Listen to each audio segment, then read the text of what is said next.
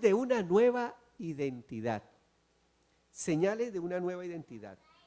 Este tema de señales de una nueva identidad está enmarcado dentro del gran título, del gran tema del año, afirmando nuestra identidad en Cristo.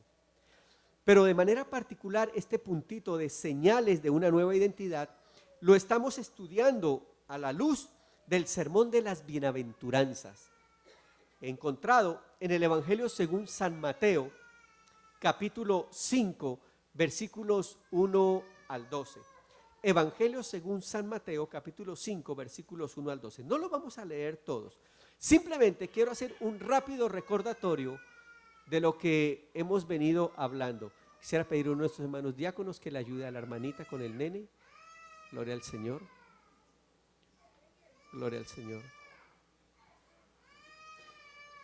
Recordemos lo que hemos venido hablando en el nombre del Señor. La palabra bienaventurados. La palabra bienaventurados. Repitan conmigo, bienaventurados. Otra vez diga, bienaventurados. Muy bien, la palabra bienaventurados se traduce como Macarius. Y lo que quiere decir la palabra bienaventurados es dichosos, abundantemente felices, permanentemente felices. Mire, mientras estaba estudiando el sermón, yo dije, Señor, ¿cómo hablar de bienaventurados? ¿Cómo hablar de abundantemente felices, de permanentemente felices, cuando estamos viendo todo esto que está pasando en el mundo? Pues déjeme decirle que justamente en medio de esta debacle tan terrible que estamos viviendo, el mensaje del Evangelio sigue teniendo vigencia, porque aunque el mundo esté en oscuridad, la iglesia sigue siendo la luz del mundo. Aunque el mundo se debate en medio de la crisis, el hombre y la mujer de Dios pueden ser abundantemente felices. El término bienaventurados no se refiere a esa felicidad producida por una circunstancia. No se refiere a una felicidad que de alguna u otra manera la produce una situación o una circunstancia. Es decir, es una felicidad que si no es producida por una circunstancia, no es afectada por otra circunstancia. Esa felicidad de bienaventurados no es una felicidad temporal, no es que me lo produce algo temporal, es una felicidad de otro nivel, es una felicidad de un nivel que aunque las circunstancias alrededor mío sean adversas, adentro de manera inexplicable, pero de manera palpable, escuchen lo que acabo de decir, de manera inexplicable, pero de manera palpable yo puedo experimentar gozo y felicidad. La verdad es que también hemos dicho que si queremos ser felices agarrándonos de cosas temporales, agarrándonos de elementos temporales, menos felices seremos, porque las cosas temporales son eso, temporales y pasan. El texto muestra una paradoja. Paradoja es como si fuera una contradicción, porque el texto empieza diciendo, bienaventurados los pobres, pero les resumo rapidito, el texto dice, bienaventurados, o sea, felices, dichosos, permanentemente felices serán los pobres, los que lloran, los que tienen hambre y sed, los que padecen persecución, los que tienen vituperios. Pero pastor, ¿cómo es eso que pueden ser felices los pobres, los que lloran, los que tienen hambre, los que tienen sed, los que padecen persecución? ¿Cómo pueden ser felices esa cantidad de gente? No entiendo, pastor. Para entender en qué sentido es que son felices, tenemos que entender el significado de qué quiere decir pobres, de qué quiere decir quiénes son los que lloran, y hoy de manera particular, ¿qué se refiere al concepto de mansos? Pero por ejemplo, de pobres dijimos que cuando el texto bíblico dice bienaventurados los pobres, ese término pobre no tiene que ver con las finanzas, no tiene que ver con el aspecto económico, no tiene que ver tampoco con una baja autoestima o con un mal concepto de sí mismo. Por el contrario, el término pobre tiene que ver con la firme actitud y la disposición de encoger el espíritu, de achicarse, de minimizarse voluntariamente. En ese sentido, el ser pobre a la luz de la bienaventuranza no es una condición, el ser pobre a la luz de la bienaventuranza es una actitud del corazón. ¿Cuántos damos gloria a Dios por eso? No es una condición que yo no tengo money, que no tengo una cuenta bancaria, que no tengo una casa o que mi autoestima es baja. No, no es una condición, es una actitud. Y en esa actitud de ser pobre yo recojo mi espíritu, encorvo mi espíritu. ¿Para qué?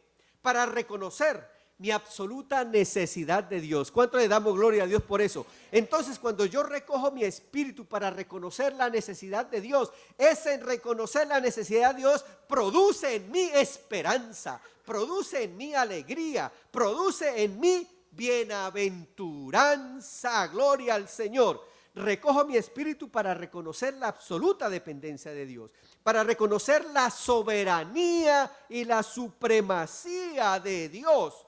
Cuando yo tengo esa actitud humilde, Dios me bendice y produce felicidad. Muy bien. Cuando el término se refiere a los que lloran, bienaventurados los que lloran, hablamos el domingo pasado, que se refiere sí a un lamento, sí a un lloro, sí a un dolor intenso. Pero pastor, ¿cómo es eso que van a ser felices los que se lamentan, los que lloran, los que tienen un dolor intenso? Y entonces el domingo pasado escuchamos que hay 3 tipos de lamentos y 3 tipos de dolor. 2 de ellos son condicionales o producidos por una condición, y el otro es una actitud, que es al cual se refiere la bienaventuranza. Por ejemplo, claro, una condición puede ser yo debo lamentarme y producir en mi corazón profundo dolor intenso cuando tengo una pérdida significativa. Por ejemplo, la pérdida de un ser querido, muere un familiar. Claro que sí, que eso nos duele. Claro que sí. La pérdida de un trabajo, que se nos muera una mascota, que la novia nos bote. Cualquiera de esas circunstancias nos debe producir dolor. Ese tipo de dolor es un dolor que es una condición.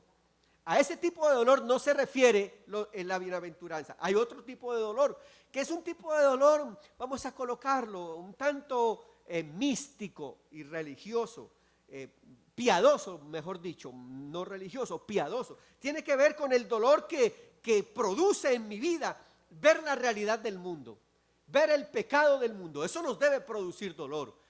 Nos debe producir dolor que el mundo esté en este debacle. Bueno, a Jesús experimentó ese dolor cuando él estuvo cerca de la ciudad de Jerusalén, y en el monte allá mirando a Jerusalén, él dijo: oh Jerusalén, Jerusalén, tú que matas a los profetas. Y el Señor sintió dolor terrible por la condición del pueblo allá en el monte viendo a Jerusalén, porque él vio la condición. Esos 2 tipos de dolor, bien sea de una pérdida o de sentir el dolor por el pecado o la condición del mundo, son 2 tipos de dolores condicionales que de alguna u otra manera no producen felicidad. La pregunta sigue siendo entonces: pastor, ¿cuál era el dolor que me produce felicidad? Y hay un tercer tipo de dolor: el lamento, el dolor, la terrible sensación de fracaso y de dolor por nuestro propio pecado. El dolor que debemos sentir por haberle fallado a Dios. ¿Aló? Ese tipo de dolor produce vida. Ese tipo de dolor produce felicidad. Eso lo dijimos y lo leímos en la mesa del Señor esta mañana. Ten piedad de mí, oh Dios, conforme a tu misericordia, conforme a la multitud de tus piedades, Señor, borra mis rebeliones, porque mi pecado está siempre delante de mí. Contra ti he pecado y he hecho lo malo delante de tus ojos, oh Señor. Y David sentía un terrible dolor, pero al final del salmo, él de manera especial dice: oh Señor, vuélveme el gozo de la salvación, y tu Espíritu Santo me sustente. Crea en mí, oh Dios, un corazón limpio y renueva un espíritu recto dentro de mí. Ese dolor, escuche, ese dolor produce gozo, ese dolor produce felicidad. Ese dolor es el que dice: bienaventurados los que lloran, bienaventurados esos que se lamentan por haberle fallado a Dios, porque de alguna u otra manera alcanzarán misericordia. Bien, vamos a la tercera bienaventuranza. Hemos llegado a la tercera bienaventuranza. Y para eso, abra por favor su Biblia en el Evangelio según San Mateo, capítulo 5, versículo 5. Titulamos el sermón esta mañana a la luz de Mateo 5:5, un corazón tolerante. Un corazón tolerante. Dice el Evangelio según San Mateo, capítulo 5, verso 5, de la siguiente manera: bienaventurados los mansos, porque ellos recibirán la tierra por heredad. Bienaventurados los mansos, porque ellos recibirán la tierra por heredad. ¿Qué tal si usted lo lee conmigo? Léalo con gozo. Todos los mansos, levanten la mano los mansos, los mansitos, a ver, los mansos, levanten la mano los mansos. Vamos a ver si al final del sermón usted vuelve a levantar la mano, pero por ahora levántela, los mansos, levanten la mano los mansos. Y lean conmigo lo siguiente, vengan conmigo y diga así: bienaventurados los mansos, porque ellos recibirán la tierra por heredad. ¿Cuántos damos gloria a Dios? Tremenda promesa. Bienaventurados los mansos, porque ellos recibirán la tierra por heredad. Oiga, uno cuando lee ese texto dice, eso está bueno, recibir la tierra por heredad. ¡Wow! Ahora, yo quedé feliz con la última parte, pero me surgieron 3 preguntas cuando leí.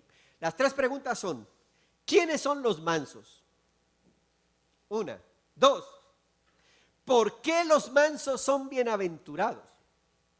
Y la tercera es: ¿cuál tierra es la que recibirán los mansos? ¿Cuál tierra? Bienaventurados los mansos, porque ellos recibirán la tierra por heredad. Por observación bíblicamente, hermenéuticamente, yo me hago las 3 preguntas al texto. ¿Quiénes son los mansos? ¿Por qué los mansos son bienaventurados? ¿Y cuál es la tierra que ellos recibirán? Así que para tratar de entender el texto tuve que hacer lo que se llama un poquitico de análisis lingüístico, y entonces busqué lo que significaba en griego la palabra manso. Y para sorpresa mía encontré 2 palabras en griego, 2 palabras, a diferencia de otras palabras. Para mansos hay 2 palabras, y la primera palabra en griego para manso es, en español, lo voy a leer en griego español, es praise. Praise, lo voy a deletrear: P-R-A-I de Y, o I de yuca, Y, uno dice la I de yuca y la otra es la I de iglesia, no, la de yuca. I-S, price, en inglés diría praise. I got it? Ok. La otra palabra en griego es propatía. Propatía. Usted dirá, ¿y eso para qué me sirve, pastor, lo que usted me está enseñando? Pues déjeme, espere, le explico. Mire, resulta que la palabra price se utiliza para denotar un elemento superlativo. Superlativo, ¿qué quiere decir? No es para minimizar, es para aumentar. Es como un adjetivo al verbo, porque en griego es un poquitico más difícil. Es un elemento es un concepto de superlativo. Con eso rápidamente me está borrando de mi mente que el ser manso es para abajo. Me está quitando la idea de que ser manso es para abajo. No. Cuando aparece la palabra price, me está diciendo que ser manso no es para abajo, que por el contrario, que ser manso es para arriba. Usted está siguiendo conmigo lo que le estoy queriendo compartir, que el concepto de manso no es un concepto hacia abajo, que el concepto de manso es un concepto hacia arriba. La palabra propatía en conjunto con la palabra price significa lo siguiente: no, son palabras que no significan debilidad o minimización, o mucho menos no son palabras que denotan el concepto de ser tonto, de ser bobo o de ser eso. lerdo. En los países nuestros, yo no sé si en su país pasa lo mismo que pasa en Colombia, pero en Colombia hay un problema cultural y es que a veces, ¿cómo se llama? Etiqueteamos algunos sectores del país y algunos son los sectores inteligentes y algunos son los sectores de los tontos, donde nacen los tontos. Y particularmente hacia el sur del país, en Colombia, hay un sector que muy mal, porque es gente brillante, muy brillante, gente preciosa. Hacia el sur del país, en la frontera con el Ecuador y la frontera con el Perú, existe una región que se llama Pasto, el Nariño, el departamento del Nariño, y la capital es Pasto. Y los pastuzos se caracterizan por ser muy inteligentes, pero entre nosotros los colombianos le decimos que son los tontos del país, los bobos. A ellos nunca les sale nada bien porque son torpes, pero no es así. Los estigmatizan, ellos tienen un habladito bien particular, ellos hablan su merced, tienen un hablado particular los pastuzos. Pues déjeme decirle que cuando yo pensé, y como que su manera de ser, son así todos calladitos, todos recogiditos. Claro que es que allá hace frío, en esa región es bastante frío. Esa región es bastante fría y se come mucha papa, porque como es frío se produce mucha papa y lo que comen es papa. Y ellos le hablan así, ahí, así como pasitico, como que uno tiene que poner así el oído para ponerle atención a ver qué es lo que me está diciendo. Y como que son faltos de vida y de entusiasmo. Yo no soy de allá, son faltos de vida y de entusiasmo. Los pastuzos.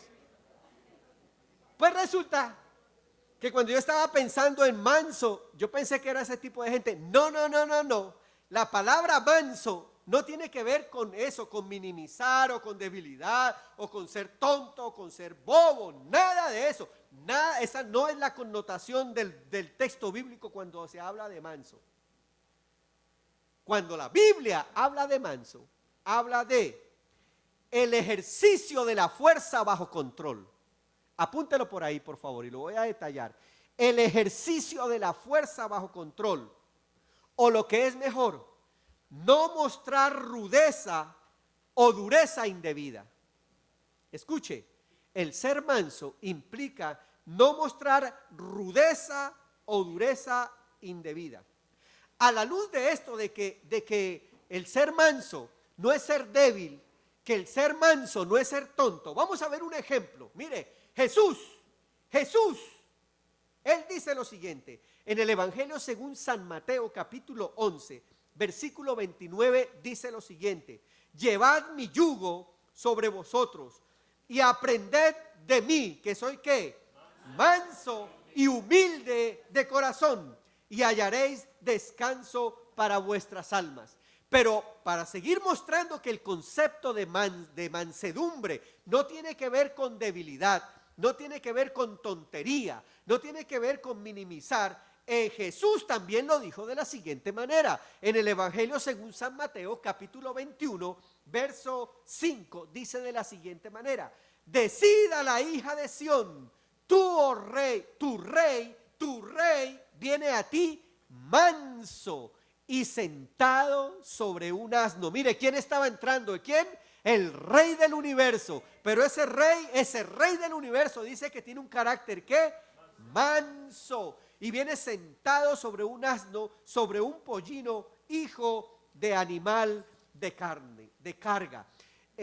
Para poder ahondar un poquitico en el concepto de manso, me atreví a leer otras versiones bíblicas. Y por ejemplo, encontré lo siguiente. Mire, la versión Dios habla hoy traduce ese texto de la siguiente manera: dichosos los humildes. Dichosos los humildes. La versión Nueva Versión Internacional traduce dichosos los humildes. La versión Palabra de Dios para Todos traduce afortunados los humildes. La palabra, la Biblia TLA o traducción lenguaje actual traduce Dios bendice a los humildes. con el análisis lingüístico de que manso no tiene que ver con tontería, con bobera, sino por el contrario de exaltación, de fuerza bajo control. Pero a la luz de todo el texto bíblico encontré lo siguiente. En inglés, la connotación en inglés es bien particular, porque las traducciones en inglés, escuche, dan el siguiente significado de manso. Utilizan la palabra traducida al español, perdón, la palabra gentle, como para tiene la connotación de amabilidad, de gentileza, de cordialidad. Con todos esos elementos, entendí que el concepto de manso, en el concepto de manso hay una relación directa entre la humildad y la gentileza, la amabilidad, la cordialidad. La amabilidad, la gentileza y la cordialidad. Podríamos entonces concluir que el ser manso es una dimensión de la humildad.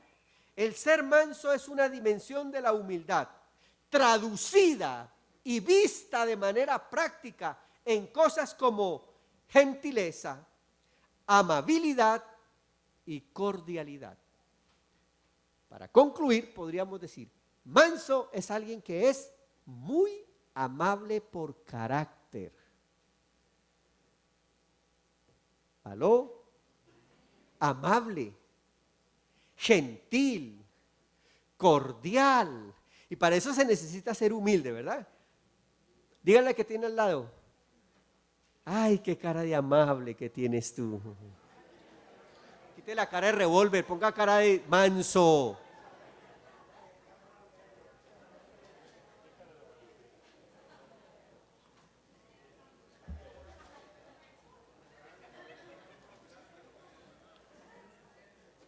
Vengan conmigo. Ustedes hasta aquí hemos entendido que el manso entonces implica que no es ser bobo, no es ser tonto, es ser amable. Amable. Repitan conmigo, amable.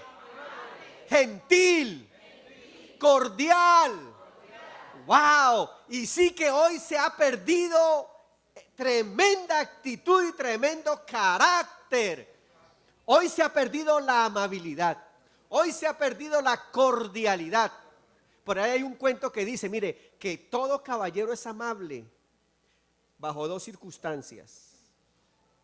Es muy amable con su esposa cuando el carro es nuevo o cuando la esposa es nueva.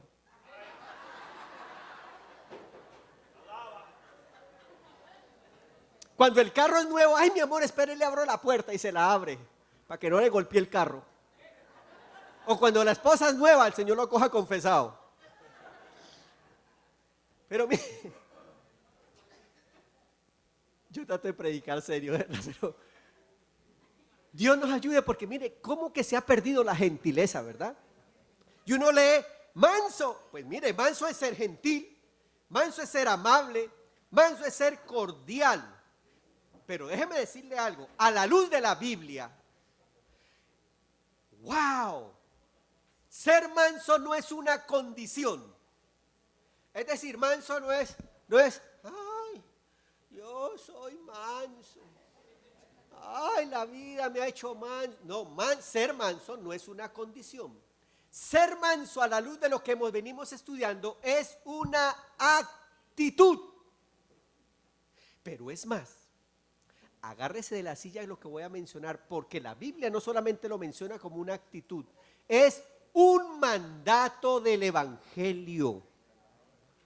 Un mandato del Evangelio.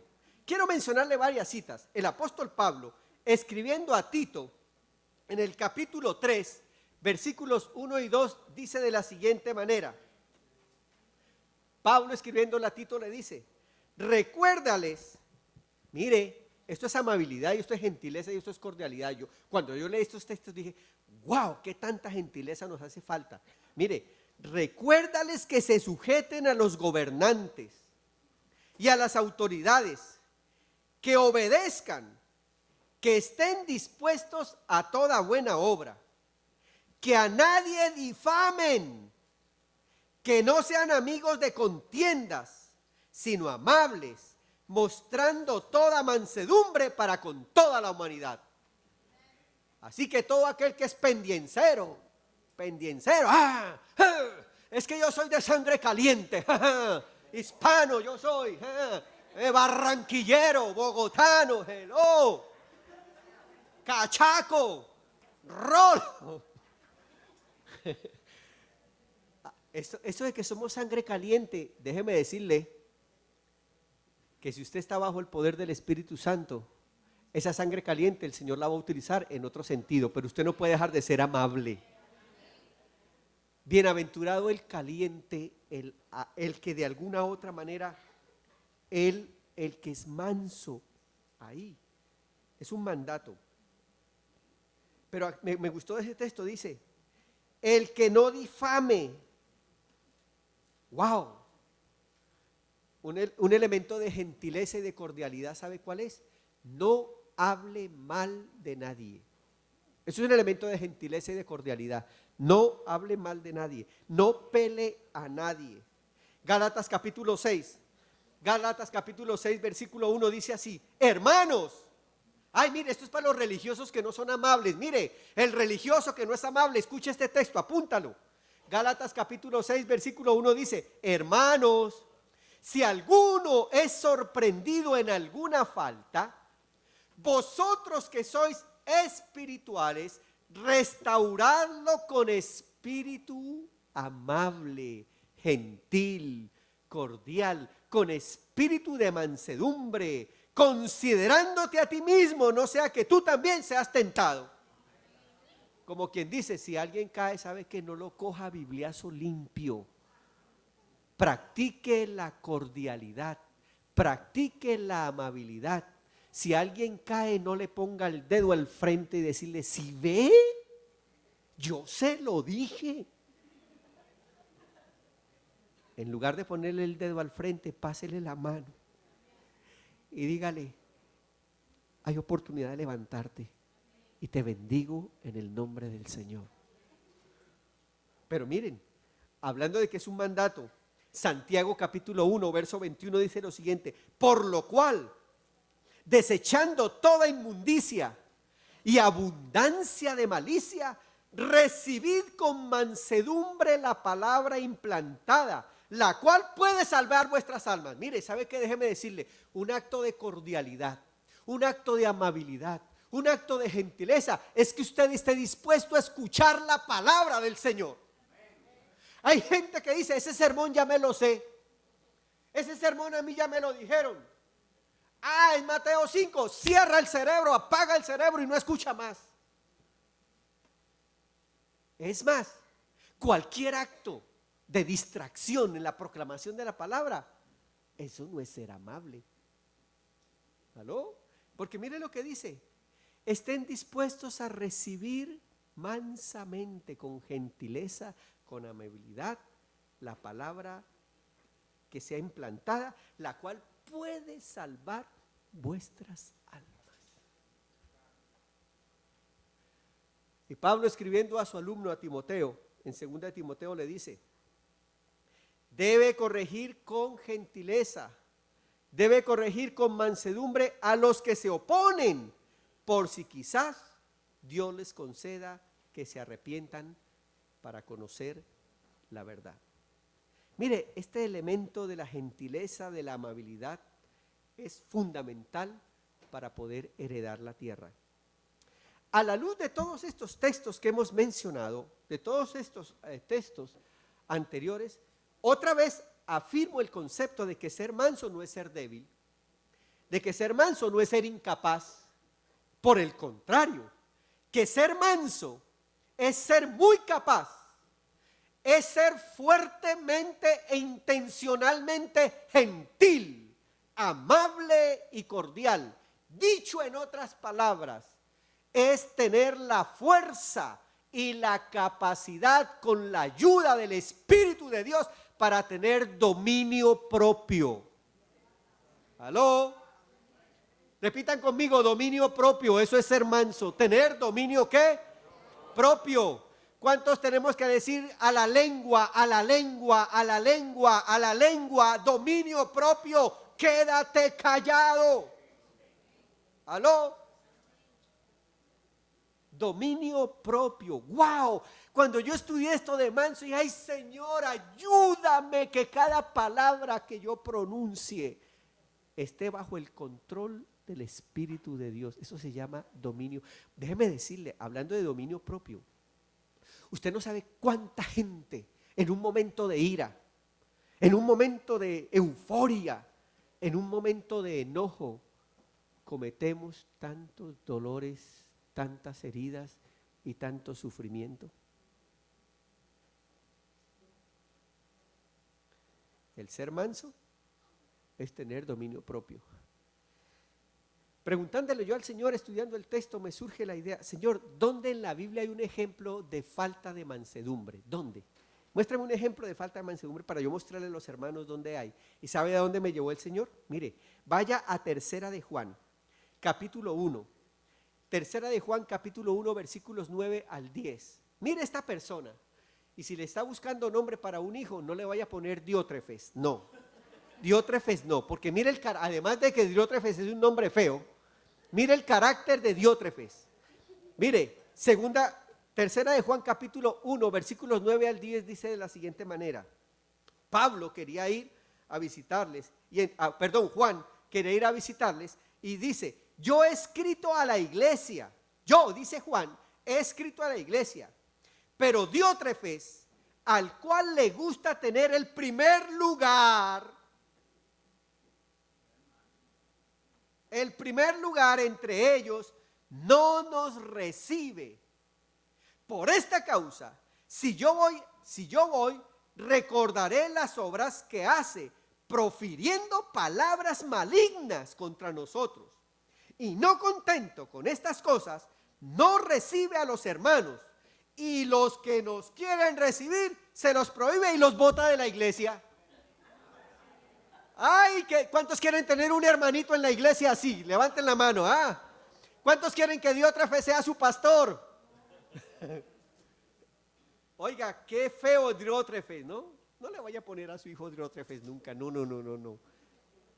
Esa persona no es manso. Mire, y yo veo en esa persona altivez, arrogancia. Yo veo en esa persona envidia. Yo veo en esa persona que habla feo, que habla mal de la gente. Esa persona que es rebelde, que no se somete. Todo eso es una persona explosiva, impulsiva y que quiere manipularlo todo y quiere controlarlo todo. Feo, Diótrefes. Esa es una persona no mansa. ¿Ustedes conocen a alguien así? El Señor los ayude. Diótrefes, un peleador, un pendenciero, un falto de prudencia, un explosivo, un rebelde. Ese es un ejemplo de falta de mansedumbre. Para terminar, quiero presentar dos connotaciones específicas en relación a lo que es ser manso. La primera es enojo bajo control. Y yo le voy a decir algo. Usted y yo tenemos permiso para enojarnos. Es más, Dios se ha enojado. El asunto es que enójese con mansedumbre. Eso se llama enojo bajo control. Miren, ¿ustedes se acuerdan de alguien del Antiguo Testamento que una vez enojado, pero bien molesto por ese pueblo? Ay, le dijo, Señor, ahí está su pueblo, haga con ese pueblo lo que quiera. Y el Señor le dijo, no Señor, yo te lo entregué a ti, ese chicharrón es suyo. Y entonces Moisés enojado, porque el pueblo le pedía agua en medio del desierto, tocó la peña y dijo, ay, ni la roca, ¡pum! Otra vez. Y déjeme decir, yo me imagino a Moisés, ay Señor, Moisés enojado. Algunas interpretaciones dicen que de pronto por ese enojo fue que Moisés no entró a la tierra prometida. Pero yo quedé sorprendido cuando encontré lo siguiente. Números, esa cita no la tengo en la presentación. No, esa cita no está en la presentación. Pero ¿sabe qué? Abra su Biblia, aprovechando que no está en la pantalla. Números capítulo 12, verso 3. Números capítulo 12, verso 3. Génesis, Éxodo, Levítico, Números. Está en el Antiguo Testamento, el tercer o cuarto libro. Números capítulo 12, verso 3. Mire de lo que dice de Moisés. Dice de Moisés: y aquel varón, Moisés, era muy manso, más que todos los hombres que había sobre la tierra. Yo dije, pero ¿cómo es esto, Señor? Espere un momentito. ¿Y dónde quedó la vara? ¿Y dónde quedó? Entonces, ¿qué es? ¿Sabe qué me dijo el Señor? Sí, tú te puedes enojar, puedes pasar por momentos de molestia, pero no puede perder la mansedumbre, no puede perder el control, no puede perder la gentileza. Bueno, y un ejemplo del Nuevo Testamento, Señor, dame un ejemplo del Nuevo Testamento. Pues el Señor no me dio la cita, pero me dio varias situaciones. ¿Se acuerdan? En alguna ocasión, en más de una ocasión, de manera contundente y hasta enojado y molesto, todo el tiempo Jesús estuvo confrontando a los fariseos, confrontando a los saduceos. Es más, un día les dijo: ustedes que se levantan en las plazas y oran a grito entero, pero adentro son sepulcros blanqueados. ¿Aló? Jesús no se lo dijo: ay, ustedes son sepulcritos. No, le dijo: ustedes son sepulcros blanqueados. Con florecita no se lo puso, pero ¿se acuerdan? El Señor entrando a la casa de oración y vio que su casa se había convertido en un mercado. Dice que cogió el rejo y volteó las mesas. ¿Usted cree que él estaba calmadito? No, ¿estaba qué? Estaban enfogonados, dice aquí. Estaba molesto, estaba enojado y dice que dio látigo. Y dice: mi casa la han convertido casa de oración. Pero algo interesante, ni Moisés ni Jesús, nunca ninguno de los dos atentó contra otra vida, contra otra persona. ¿Aló?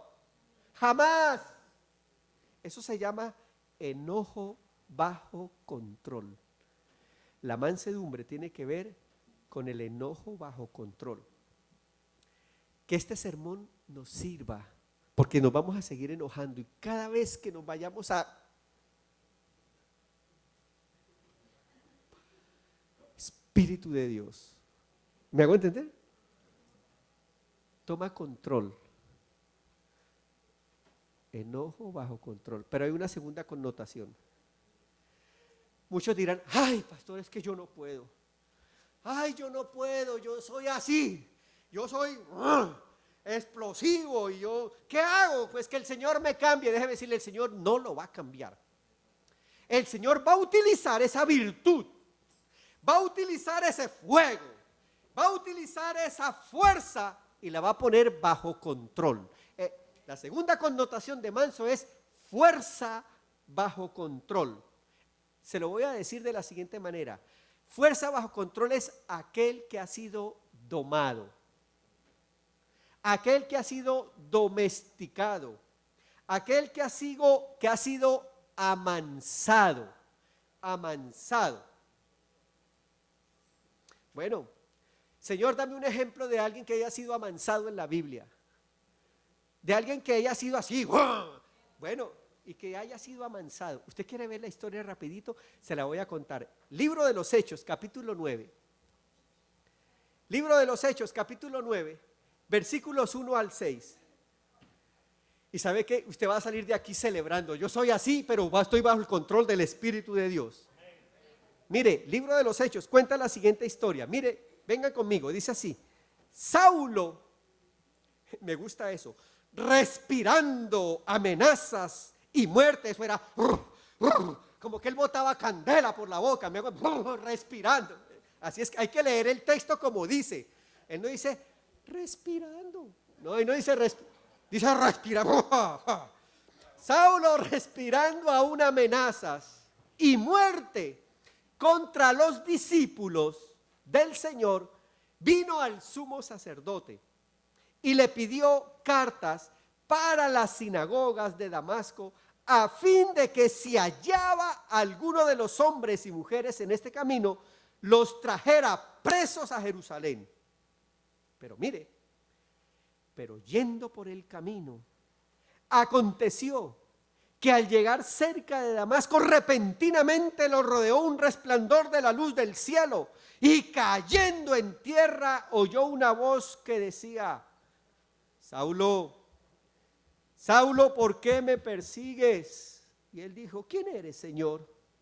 Y él le dijo: yo soy Jesús, bendito el Señor, aleluya. Yo soy Jesús a quien tú persigues. Dura cosa te es dar coces contra el aguijón. Y mire el que respiraba. ¿Sí ve cómo empezó arriba el texto? Ahora mire cómo termine. Eso es fuerza bajo control. Mira cómo termina, porque la última parte del texto dice: él temblando y temeroso dijo: Señor, ¿qué tú quieres que yo haga? ¿Cuánto le damos gloria a Dios? Eso es fuerza bajo control. Eso es mansedumbre. Señor, gracias porque me has hecho así explosivo, pero ¿sabe qué? Permíteme que eso yo lo use para la honra. ¿Qué tú quieres que yo haga, Señor? ¿Qué tú quieres que yo haga con eso que yo soy? Ay, que yo soy así explosivo y que úselo para la gloria de Dios. Apasionado por algo, úselo para la gloria de Dios. ¿Qué tú quieres que yo haga? El Señor le dijo: levántate y entra en la ciudad, y allí se te dirá lo que debes hacer. Número 1, enojo bajo control, ya vimos los ejemplos. Y número 2, fuerza bajo control. Ahora, hay una cita que es un poquitito más larga, se la voy a dejar para que usted la lea en la casa. Filipenses capítulo 3, versículo 1 al 14. Este pasaje nos muestra que ¿sabe qué Pablo llegó a decir? Pablo dijo: mire, yo soy judío, yo soy hebreo, yo soy conocedor de la ley.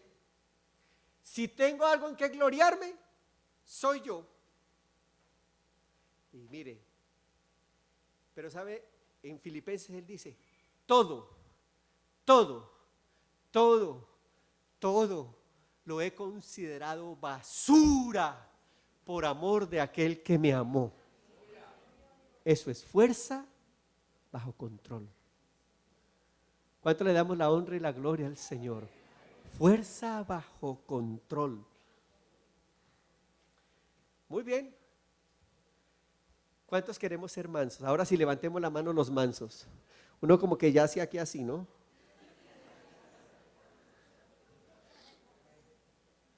Pero volvamos al texto.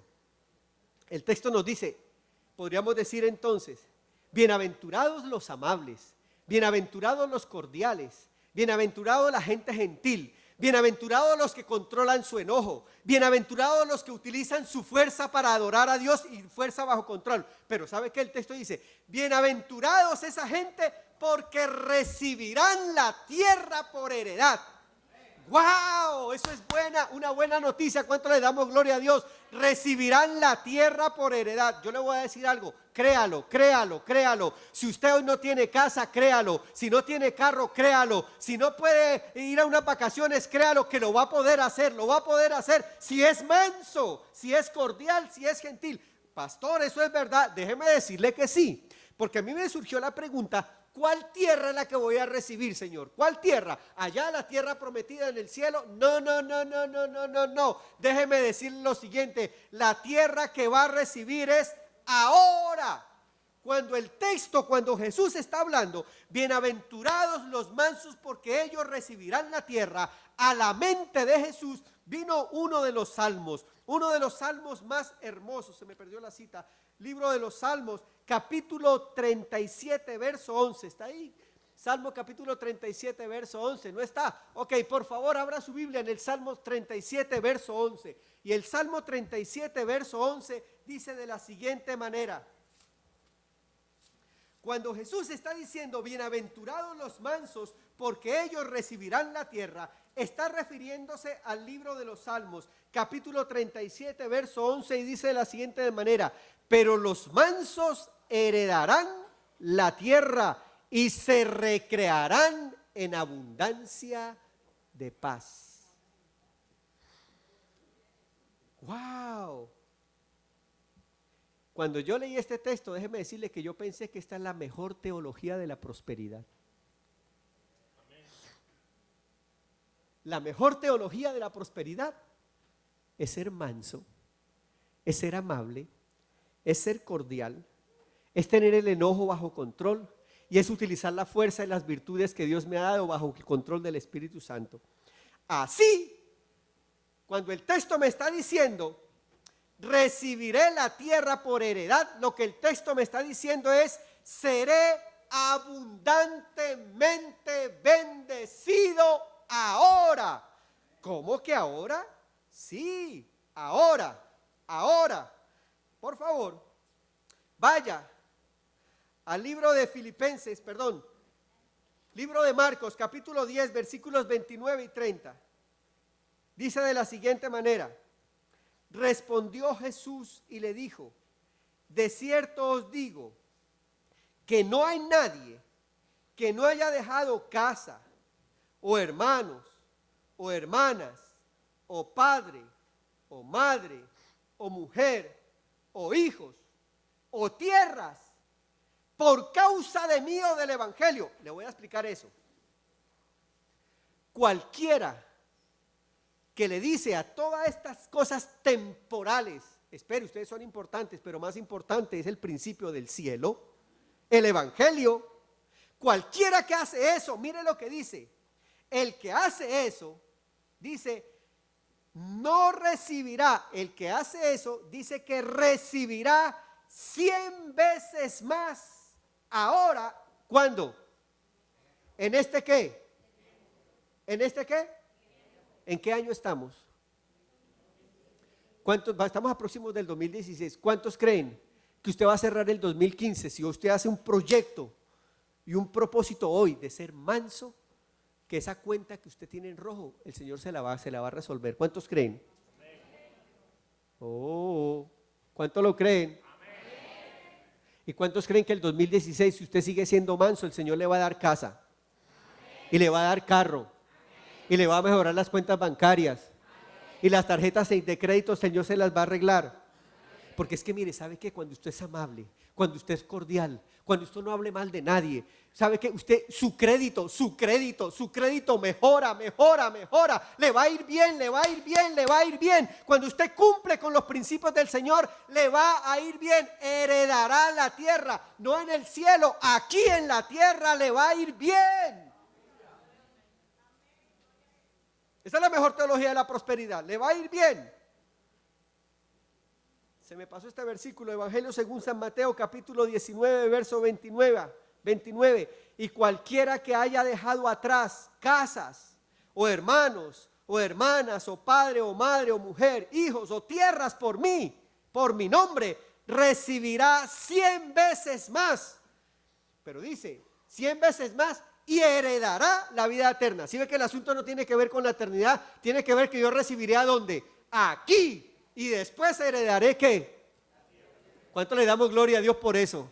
Mire el que tiene al lado, hay cara de rico que tiene usted, mire cara de millonario, mire qué cara de rico tiene usted. Pues para eso tiene que ser manso, amable.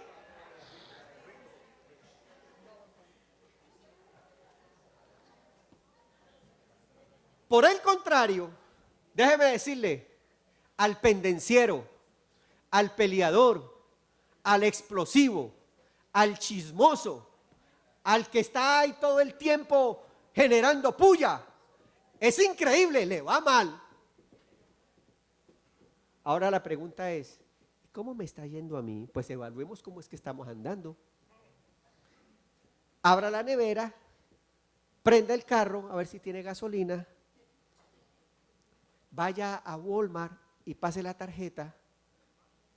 Y si no se la rechaza, usted está caminando por la mansedumbre. Pero si se la rechazan o no encuentra la gasolina o la nevera está desocupada, revise su carácter, revise su genio, revise su mansedumbre. Y a veces uno dice, ay, ¿por qué será que a mí me va mal? Trabajo.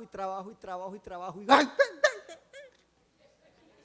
Todos los días me levanto, ay, hoy es lunes, el síndrome del lunes por la mañana, ay, ese jefe que tengo, esa compañía que tengo, ese sueldo que tengo.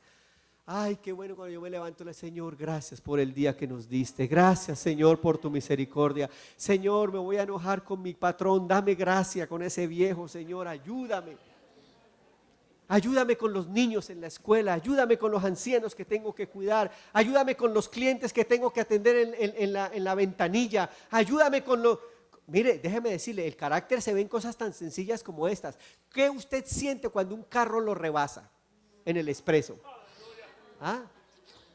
¿Sí? Usted lo deja que se vaya, usted dice, ay,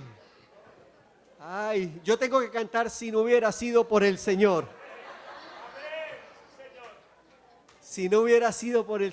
Pero en cosas esas que se ven, mire, ¿qué siente usted cuando se le quema el arroz? ¿Qué siente usted cuando se le quema la leche? Yo me acuerdo, ay Dios mío, no le vaya a dar esa patada a ese galón de leche, no le dé la patada al galón de leche. Por favor, no le vaya a dar la patada al galón de leche. Hay gente que coge el pobre carro porque no le prende, ¡pum! Esa puerta la sacan para el otro lado. ¿Qué culpa tiene la puerta, el carro? Déjeme decirle, estamos hablando de cosas prácticas. Ese es el evangelio que toca nuestra realidad de vida. La mejor teología de la prosperidad es ser manso. Enojo bajo control, fuerza bajo control, amabilidad, gentileza y cordialidad. Bienaventurados los mansos, porque ellos recibirán la tierra por heredad. Que así nos ayude el Señor. ¿Cuánto le damos gloria al Señor?